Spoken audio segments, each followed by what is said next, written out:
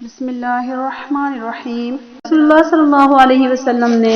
حضرت فاطمہ رضی اللہ تعالیٰ عنہ کو حضرت علی رضی اللہ تعالیٰ عنہ کے لیے مخصوص کر دیا تھا، اور آپ صلی اللہ علیہ وسلم چاہتے تھے کہ حضرت علی رضی اللہ تعالیٰ عنہ کی طرف سے اس کی پیشکش کی جائے۔ جناب فاطمہ رضی اللہ تعالیٰ عنہ پیغمبر خدا صلی اللہ علیہ وسلم کی بیٹی اور اپنے زمانے کی ممتاز خواتین میں سے تھیں۔ جمال ظاہری اور روحانی اور اخلاقی اقدار اپنے والدین سے ورثہ میں پایا تھا۔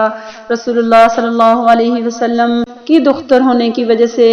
آپ رضی اللہ کی ذات اقدس قریش و باعظمت شخصیات اور دولت مند حضرات کی نگاہوں میں مرکز توجہ تھی۔ بعض حضرات نے اپنے لیے رشتہ تک بھیجا، مگر رسول اللہ صلی اللہ علیہ وسلم بالکل پسند نہیں فرماتے تھے، مگر اس طرح فرماتے تھے کہ ان حضرات کو پتہ چل جاتا تھا کہ آن رسول اللہ علیہ وسلم ان سے خفا ہیں۔ جناب رسول اللہ صلی اللہ علیہ وسلم نے حضرت فاطمہ رضی اللہ تعالیٰ عنہ کو حضرت علی رضی اللہ تعالیٰ عنہ کے لیے مخصوص کر دیا تھا، اور آپ صلی اللہ علیہ وسلم چاہتے تھے کہ حضرت علی رضی اللہ تعالیٰ عنہ کی طرف سے اس کی پیشکش کی جائے۔ حضرت علی رضی اللہ تعالیٰ عنہ کی پیشکش اصحاب پیغمبر صلی اللہ علیہ وسلم نے یہ محسوس کر لیا تھا کہ پیغمبر خدا کا دل چاہتا ہے کہ حضرت فاطمہ رضی اللہ تعالیٰ عنہ کا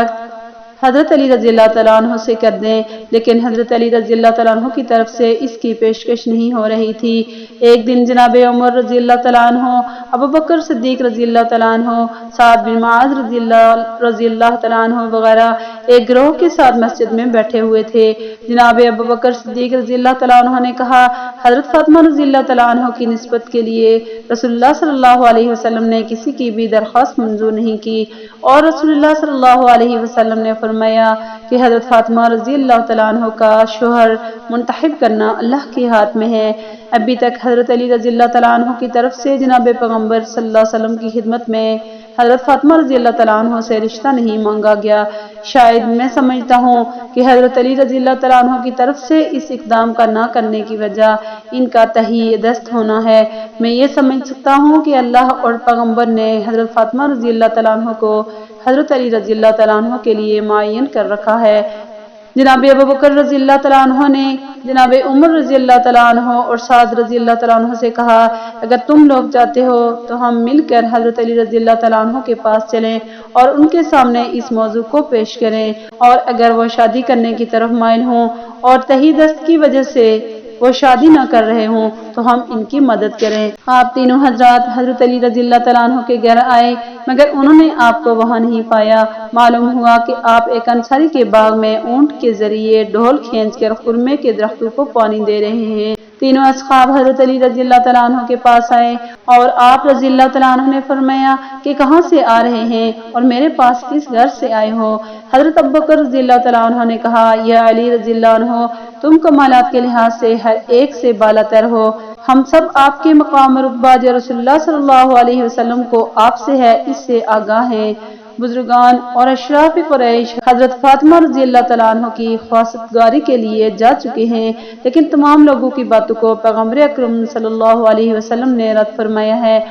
اور یہ فرمایا ہے کہ جناب فاطمہ رضی اللہ تعالیٰ عنہ کا شوہر معین کرنا خداوند عالم کے ہاتھ میں ہے۔ ہم گمان کرتے ہیں کہ خدا اور اس کے رسول نے جناب فاطمہ رضی اللہ تعالیٰ عنہ کو آپ کے لیے مخصوص کیا ہے۔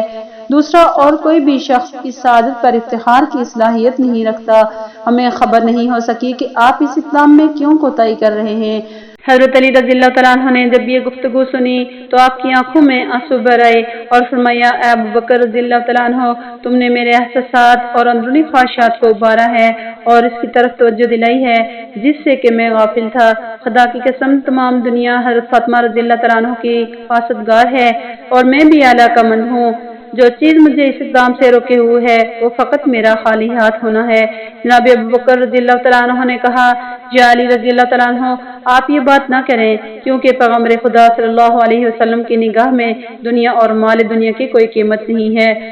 میری رائے ہے کہ جتنی جلدی ہو سکے آپ اس کام میں اقدام کریں اور جناب فاطمہ رضی اللہ تعالیٰ عنہ کی خواستگاری کی درخواست دیں۔ اسلام کی بحرانی کیفیت اور مسلمانوں کی اقتصادی زبوں نے حضرت علی رضی اللہ تعالیٰ عنہ کو اس دلی خواہش سے روک رکھا تھا۔ حضرت علی رضی اللہ تعالیٰ عنہ نے جناب ابوبکر صدیق رضی اللہ تعالیٰ عنہ کی پیشکش پر تھوڑا سا غور کیا اور اس معاملے کے تمام اطراف اور جوانب پر غور کیا۔ ایک طرف آپ کا خالی ہاتھ ہونا اور اپنی اور تمام مسلمانوں کی اقتصادی زبوں اور عمومی گرفتاری دیکھ رہے تھے، اور دوسری طرف یہ بھی جان چکے تھے کہ آپ کے ازدواج کا وقت آ چکا ہے، کیونکہ آپ کی عمر 21 سال یا اس سے زیادہ ہو چکی تھی۔ انہیں اس عمر میں شادی کرنا ہی چاہیے تھی، اور فاطمہ رضی اللہ تعالیٰ عنہ جیسا رشتہ بھی نہ مل سکے گا۔ اگر یہ سنہرا وقت ہاتھ سے نکل گیا تو پھر اس کا تدارک نہیں کیا جا سکے گا۔ جناب ابوبکر رضی اللہ تعالیٰ عنہ کی پیشکش نے حضرت علی رضی اللہ تعالیٰ عنہ کی روح کو اس طرح بیدار کر دیا تھا کہ آپ کا اندرونی جذبہ محبت شعلہ ور ہوا، اور آپ سے پھر اس کام کو آخر تک پہنچانا ممکن نہ ہو سکا جس میں آپ مشغول تھے۔ آپ نے اونٹ اس کام سے علیحدہ کیا اور غیر واپس آ گئے۔ آپ نے غسل کیا اور ایک صاف ستھری عبا پہنی اور جوتے پہن کر جناب رسول اللہ صلی اللہ علیہ وسلم کی خدمت میں حاضر ہوئے۔ پیغمبر اکرم صلی اللہ علیہ وسلم اس وقت جناب ام سلمہ کے گھر تشریف فرما تھے۔ حضرت علی رضی اللہ تعالیٰ عنہ جناب ام سلمہ رضی اللہ عنہ کے گھر گئے اور دروازہ کھٹکھٹایا۔ پیغمبر اکرم صلی اللہ علیہ وسلم نے جناب ام سلمہ رضی اللہ تعالیٰ عنہ سے فرمایا کہ دروازہ کھولو۔ دروازہ کھٹکھٹانے والا وہ شخص ہے جس کو خدا اور رسول دوست رکھتے ہیں، اور وہ خدا اور اس کے رسول کو دوست رکھتا ہے۔ ام سلمہ نے عرض کیا، یا رسول اللہ، میرے ماں باپ آپ پر فدا ہوں، یہ کون ہے جسے آپ نے دیکھے بغیر اس قسم کا فیصلہ ان کے حق میں کر دیا ہے؟ آپ صلی اللہ علیہ وسلم نے فرمایا، اے ام سلمہ چپ رہو، یہ ایک بہادر اور شجاع انسان ہے جو میرا چچازاد بھائی ہے اور سب لوگوں سے زیادہ میرے نزدیک محبوب ہے۔ جناب ام سلمہ رضی اللہ تعالیٰ عنہ اپنی جگہ سے اٹھی اور گھر کا دروازہ کھول دیا۔ حضرت علی رضی اللہ تعالیٰ عنہ گھر میں داخل ہوئے اور سلام کیا اور پیغمبر خدا کے سامنے بیٹھ کے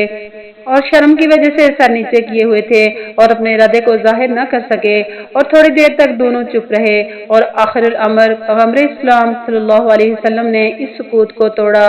اور فرمایا، یا علی، گویا کسی کام کے لیے میرے پاس آئے ہو کہ جس کے اظہار کرنے سے شرم کر رہے ہو، بغیر ہچکچاہٹ کے اپنی حاجت کو بیان کرو اور مطمئن ہو جاؤ کہ تمہاری خواہش قبول کی جائے گی۔ حضرت علی رضی اللہ تعالیٰ عنہ نے عرض کیا، یا رسول اللہ، میرے ماں باپ آپ پر قربان ہوں، میں آپ کے گھر میں جوان ہوا ہوں اور آپ کے لطف و کرم سے ہی مستفیض رہا ہوں۔ آپ نے میری تربیت میں ماں اور باپ سے بھی زیادہ کوشش فرمائی ہے، اور آپ کے وجود مبارک کی برکت سے میں نے ہدایت پائی ہے۔ یا رسول اللہ، خدا کی قسم، میری دنیا اور آخرت کی پونجی آپ ہی ہیں۔ اب وہ وقت آ پہنچا ہے کہ اپنے لیے کسی رفیقہ حیات کا انتخاب کروں اور خانہ دار زندگی کو تشکیل دوں تاکہ اس سے مانوس رہوں اور اپنی تکالیف کو اس وجہ سے کم کر سکوں۔ اگر آپ مصلحت دیکھیں تو اپنی دختر جناب فاطمہ رضی اللہ تعالیٰ عنہ کو میرے عقد میں دے دیں تاکہ جس سے مجھے ایک بہت بڑی سعادت نصیب ہوگی۔ پیغمبر اسلام صلی اللہ علیہ وسلم اس قسم کی پیشکش کی منتظر تھے۔ آپ صلی اللہ علیہ وسلم کا چہرہ انور خوشی اور سرور سے جگمگا اٹھا اور فرمایا کہ صبر کرو، میں فاطمہ رضی اللہ تعالیٰ عنہ سے اس کی اجازت لے لوں۔ پیغمبر اکرم صلی اللہ علیہ وسلم جناب فاطمہ رضی اللہ تعالیٰ عنہ کے پاس تشریف لے گئے اور فرمایا، تم علی رضی اللہ تعالیٰ عنہ کو بہتر جانتی ہو، وہ خواستگاری کے لیے آئے ہیں، آیا تم اجازت دیتی ہو کہ میں تمہارا ان سے عقد کر دوں؟ جناب فاطمہ رضی اللہ تعالیٰ عنہ شرم کی وجہ سے ساکت رہیں اور کچھ نہ بولی۔ پیغمبر خدا صلی اللہ علیہ وسلم نے جناب کے سکوت کو رضامندی کی علامت قرار دیا۔ پیغمبر خدا صلی اللہ علیہ وسلم نے فرمایا، اے علی رضی اللہ عنہ، تم جلدی سے مسجد میں جاؤ، میں بھی تمہارے پیچھے آ رہا ہوں تاکہ لوگوں کے سامنے عقد کی تقریب اور خطبہ جا لوں۔ علی رضی اللہ تعالیٰ عنہ خوش اور مسرور مسجد روانہ ہو گئے۔ جناب عمر رضی اللہ تعالیٰ عنہ ابو بکر رضی اللہ عنہ سے راستے میں ملاقات ہو گئی، تمام واقعات سے ان کو آگاہ کیا اور کہا کہ رسول اللہ صلی اللہ علیہ وسلم نے اپنی دختر مجھ سے تجویز کر دی ہے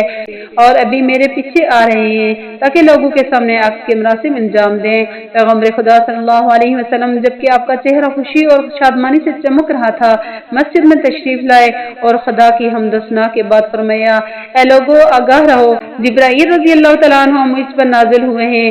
اور خداوند کریم کی طرف سے پیغام لائے ہیں کہ حضرت علی رضی اللہ تعالیٰ عنہ اور جناب فاطمہ رضی اللہ تعالیٰ عنہ کے ازدواج کے مراسم عالمی بالا میں فرشتوں کے حضور منعقد کیے جا چکے ہیں اور حکم دیا گیا ہے کہ زمین پر بھی یہ مراسم انجام دیے جائیں۔ میں تم کو گواہ قرار دیتا ہوں، آپ اس کے بعد بیٹھ گئے اور حضرت علی رضی اللہ تعالیٰ عنہ سے فرمایا کہ اٹھو اور خطبہ پڑھو۔ حضرت علی رضی اللہ تعالیٰ عنہ کھڑے ہوئے اور فرمایا میں خداوند عالم کا اس کی نعمتوں کا شکر ادا کرتا ہوں اور ایسی گواہی دیتا ہوں جو اس ذات کو پسند ہو کہ اس کے علاوہ کوئی خدا نہیں ہے، اور ایسا درود ہو جناب محمد صلی اللہ علیہ وسلم پر جو آپ کے مقام و درجہ کو بالا تر کر دے۔ لوگوں، میرے اور فاطمہ رضی اللہ تعالیٰ عنہ کے دعا سے اللہ راضی ہے اور اس کا حکم دیا ہے۔ اے لوگوں، رسول اللہ صلی اللہ علیہ وسلم نے فاطمہ رضی اللہ تعالیٰ عنہ کا نکاح مجھ سے کر دیا ہے اور میری زیرہ کو بطور مہر قبول فرمایا ہے۔ آپ ان سے پوچھنے اور گواہ ہو جائیں۔ مسلمانوں نے پیغمبر اکرم صلی اللہ علیہ وسلم کی خدمت میں عرض کیا، یا رسول اللہ، آپ نے فاطمہ رضی اللہ تعالیٰ عنہ کا علی رضی اللہ تعالیٰ عنہ سے عقد کر دیا ہے؟ رسول خدا صلی اللہ علیہ وسلم نے جواب میں فرمایا ہاں۔ تمام حاضرین نے دعا کے لیے ہاتھ اٹھائے اور کہا کہ خدا اس ازدواج کو تمہارے لیے مبارک قرار دے اور تم دونوں کے درمیان محبت اور رفت پیدا کر دے۔ حضرت زہرا رضی اللہ تعالیٰ عنہ کا مہر ایک زیرہ جس کی قیمت 400 یا 480 یا 500 درہم تھی، یمنی کتان کا ایک جوڑا، ایک گزفند کی کھال رنگی ہوئی۔ حضرت زہرا رضی اللہ عنہ کا جہیز۔ رسول اللہ خدا صلی اللہ علیہ وسلم نے حضرت علی رضی اللہ تعالیٰ عنہ سے فرمایا ابھی اٹھو اور اس زیرہ کو جو تم نے حضرت زہرا رضی اللہ تعالیٰ عنہ کے لیے مہر قرار دی ہے یہ بازار میں جا کر فروخت کر دو تاکہ میں تمہارے لیے جہیز اور گھر کے اسباب مہیا کر دوں۔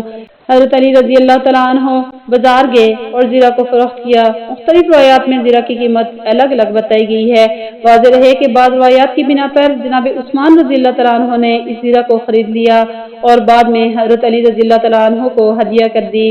حضرت علی رضی اللہ تعالیٰ عنہ زیرہ کی قیمت لے کر پیغمبر اکرم صلی اللہ علیہ وسلم کی خدمت میں پیش کر دی۔ آپ صلی اللہ علیہ وسلم نے جناب ابوبکر صدیق رضی اللہ عنہ سے سلمان فارسی رضی اللہ عنہ اور حضرت بلال رضی اللہ عنہ کو بلوایا اور کچھ درہم انہیں دے کر فرمایا اس مقدار سے جناب فاطمہ رضی اللہ تعالیٰ عنہ کے لوازمات اور اسباب زندگی خرید کر لاؤ، اور اس میں سے کچھ درہم حضرت اسماء رضی اللہ عنہ کو دیے اور فرمایا اس سے عطر اور خوشبو مہیا کرو، اور جو درہم باقی بچے ہیں وہ جناب ام سلمہ رضی اللہ عنہ کے پاس رکھ دیے جائیں۔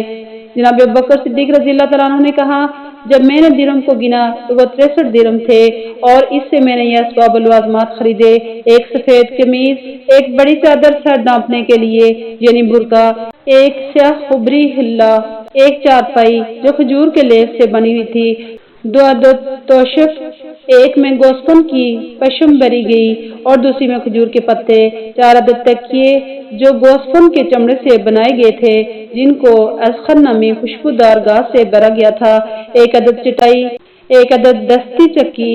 1 تانبا کا پیالہ، پانی بھرنے کے لیے 1 عدد چمڑے کی مشک، کپڑے دھونے کے لیے 1 عدد تھال، دودھ کے لیے 1 عدد پیالہ، پانی پینے کے لیے 1 عدد برتن، 1 پشمی پردہ، 1 عدد لوٹا، 1 عدد مٹی کا برتن جسے سراہی کہا جاتا ہے،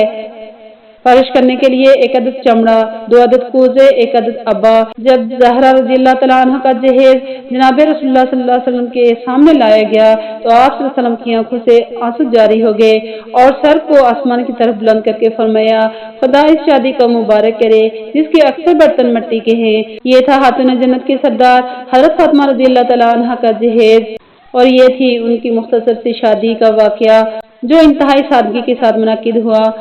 اللہ تعالیٰ تمام مسلمان خواتین کو حضرت فاطمہ رضی اللہ تعالیٰ عنہ کے طریقہ زندگی پر چلنے کی توفیق عطا فرمائے اور ان کے طریقے پر چل کر جنت کا مستحق بنا دے، آمین یا رب العالمین۔ السلام علیکم ورحمۃ اللہ وبرکاتہ۔